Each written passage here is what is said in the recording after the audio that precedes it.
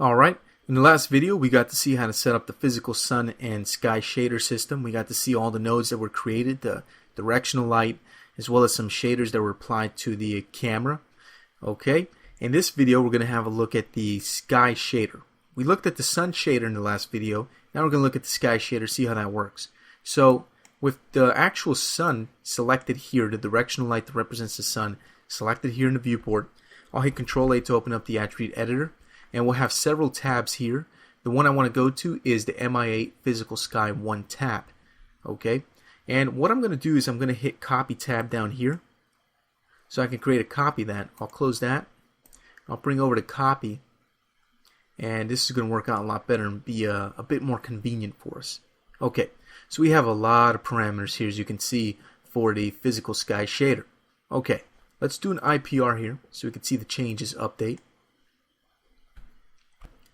Alright, so starting from the top here, we have an on and off switch here, so we can turn the sky shader off, and we can turn it on.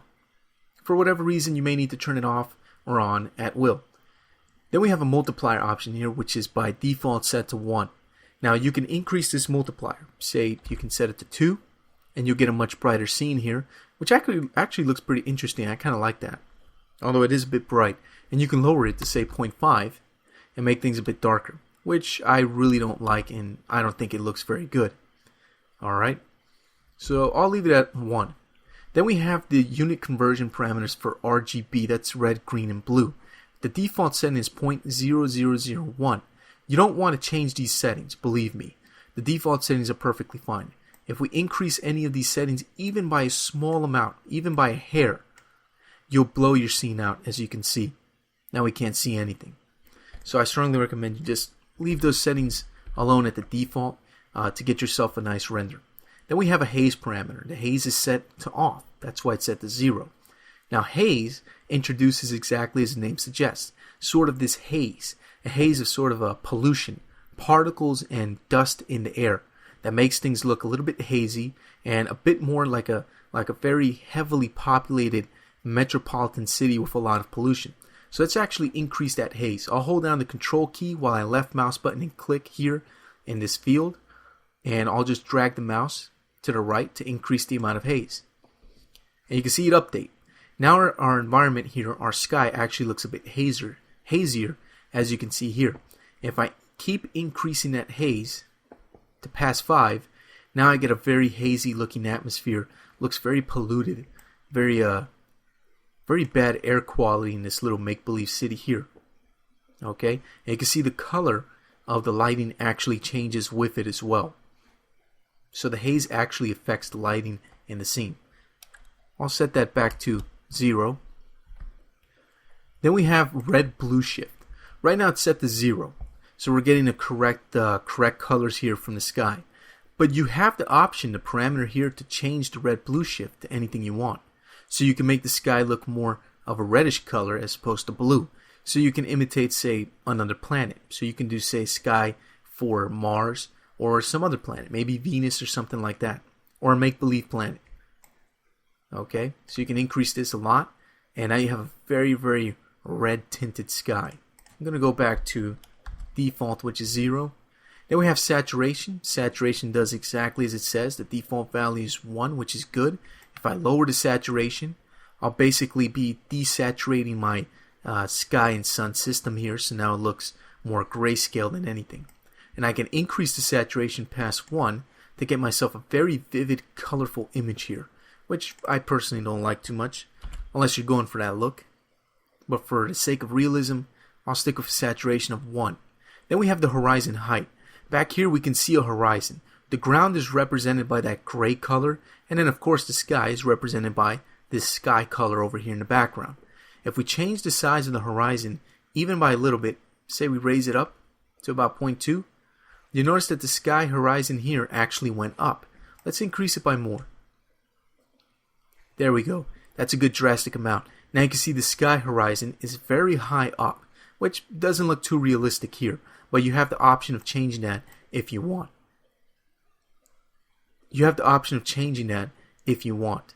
And you can actually lower the horizon height to negative numbers, which will push the horizon height down instead of up. as you can see here. I just pushed it so far down that it's almost completely out of view behind our city there. So I'll go ahead and set that back to 0, which was the default. And then we have a horizon blur. Let me increase the horizon height here so we can see the horizon blur a little bit better. Perfect, right there. That's pretty good. The horizon blur by default is set to 0.1. If we look very closely, zoom in a little bit, we can see there's a small amount of blur where the horizon meets with the ground. Okay. Now if we take that blur and we take it off, put it to 0 for example, turn it off, we get just one straight edged line that represents the difference between the ground and the sky's horizon.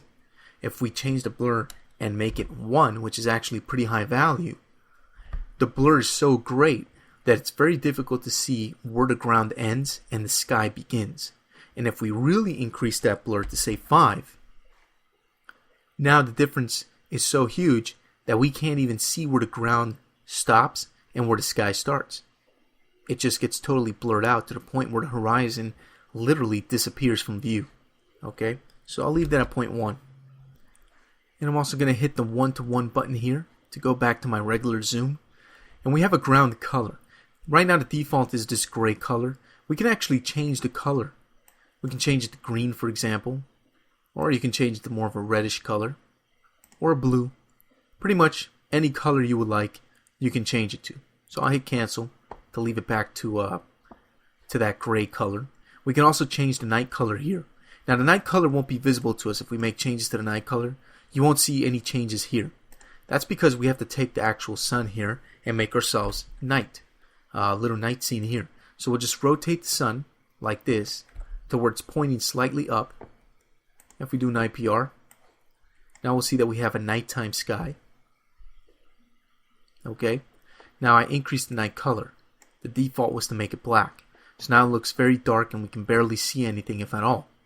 We can take the night color, increase it a bit, and give it sort of a purplish bluish color here to look kind of like the way that a densely populated city looks like at night. City with a lot of lights and things will actually have a lot of light reflecting off of clouds and the sky itself, making the sky a little bit more visible, making it harder to see, say, stars or something like that. So I'm going to hit cancel here. And I'm going to go ahead and close that. Rotate my sun back out. So I get myself a nice afternoon. And do another IPR. Okay, so we're back to a sunny midday afternoon. Then we have these sun direction parameters. Now, these sun direction parameters won't work because the sun direction is being controlled by this light over here, the directional light. So these options are pretty much obsolete. So I don't want to make any changes here. I don't want to use these options to change the direction of the sun because that's what I have my directional light over here for. Okay? And then out here for sun, it says sun direction. And we can see over here on the right, our little icon here shows that there's an input. And the input's from the sun. So again, the sun input is this right here. The actual directional light in our scene is controlling the sun. Then we have a sun disk intensity. And to see this, what we're going to have to do, we're going to have to lower this sun down to about an afternoon. Something like that. Let me do an IPR. See if we can catch that sun. Okay, there it is. Let me move this down a bit. What I'm going to do is rotate that sun a little bit more. So it gets a little bit higher in the horizon. Okay, that's pretty good. Alright.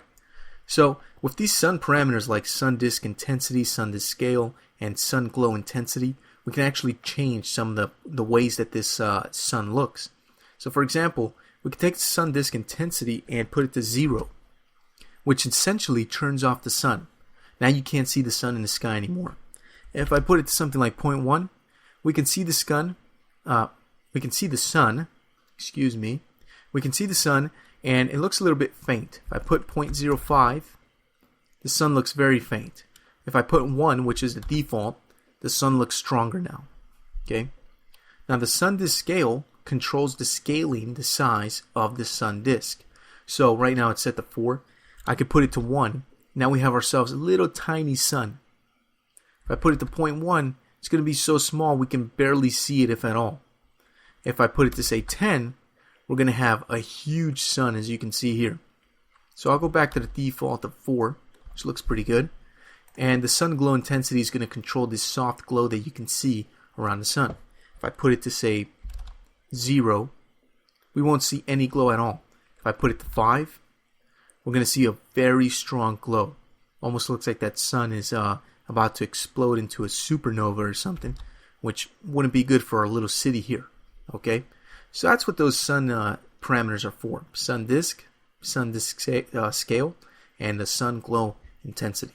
Okay, then we have this use background button. What this does, it lets you create a background for the scene. Now, if we look at the alpha here, we'll notice that the city is punched out through an alpha.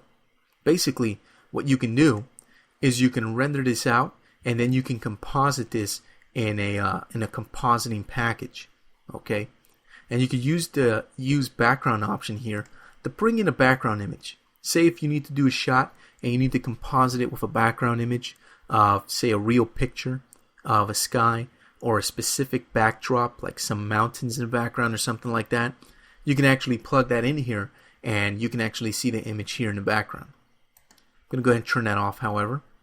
The Y is up parameter basically just tells the sun sky system which way's up. If we turn it off, it's not going to know which way's up, so our sun sky system is going to get all messed up. So leaving the default option of Y is up is the best way to go. Okay, and then we have a flag parameter here, which is obsolete. We're not going to use it. And then we have a visibility distance here. This distance parameter is actually very, very useful. Let me show you how cool this works. Let me make a nice afternoon here. Let me zoom into a few buildings here. Let's do an IPR.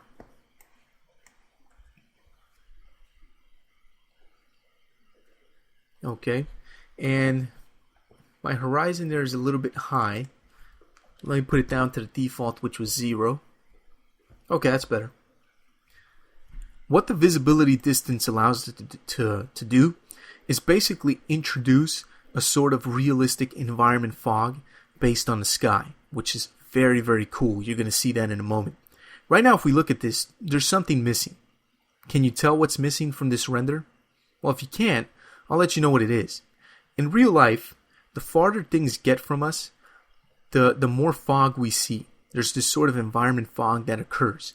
And if you want to, you can look at pictures of mountain landscapes and even cities, and you can see that objects that are really far away are kind of obscured by this sort of layer of fog. It's not exactly pollution, and it's not exactly the kind of fog you see on a very humid morning. It's a sort of environment fog that's always there, simply because of the way that the atmosphere of the Earth works. Okay? By putting this visibility distance at 0, we're turning that off. But if you increase the visibility distance to say something like 100, we're limiting the visibility to a distance of 100. But you notice that nothing changed. That's because we have to set this up correctly. Okay? So let me put that back to 0 there. In order for the visibility distance to work, let me close this. The physical sky shader has to be applied to the camera lens in the correct way, or the camera I should say. Let me go over here to view. Let me go to select camera. Let me hit Control A to open up its attribute editor. I'll go to perspective shape or persp shape over here for the camera.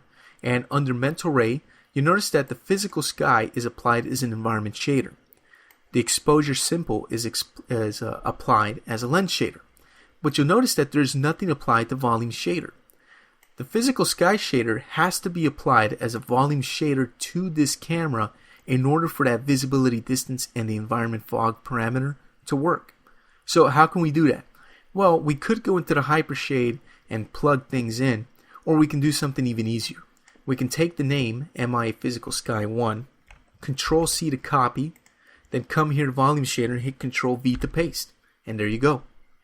Now it's plugged in. Just hit enter. And you notice the checkerboard icon here in the right changed and shows an input icon, meaning that the physical sky shader is now connected to the volume shader here. Okay, so now that the physical sky shader is applied as a volume shader for this camera, let's go over here to the physical sky tab, which just happens to conveniently be here for us. Or we can close this attribute editor. I already have it open here when I copy the tab. So I'll just use this one. And let's go ahead and do an IPR. Okay, so we're back to square one. Nothing's changed. The visibility distance is now set at 0. If I take that visibility distance and I set it to something really low, like say 10, watch what happens. Aha! Now we have this nice environment fog that adds this nice sense of depth to our scene.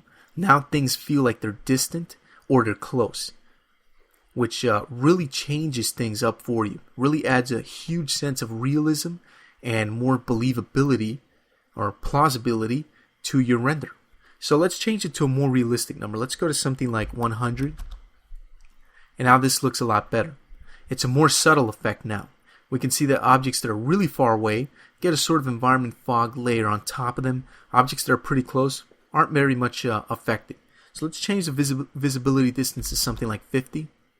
And that looks a little bit better, a little bit more realistic. And if you want the visibility distance to be hindered a little bit more, you can go to something like 20, maybe 25. But the point is, you're in control of this visibility distance. So you can easily and quickly see how powerful this physical sun and sky system is from Mental Ray for Maya, and how easily you can create very realistic outdoor lighting schemes for whatever projects you have in mind. So there you go. So that's going to do it for the Mental Ray physical sun and sky system and using Final Gathering with it. Again, you could render this out without Final Gathering, which I'll show you here if you like. I could turn Final Gathering off and you can see how it looks. Still looks pretty good, but it doesn't look as good as when you use Final Gathering with it. Okay? So there you go. One of the many new, or not new, sorry, edit the video. Start again, 3, 2, 1. So there you go.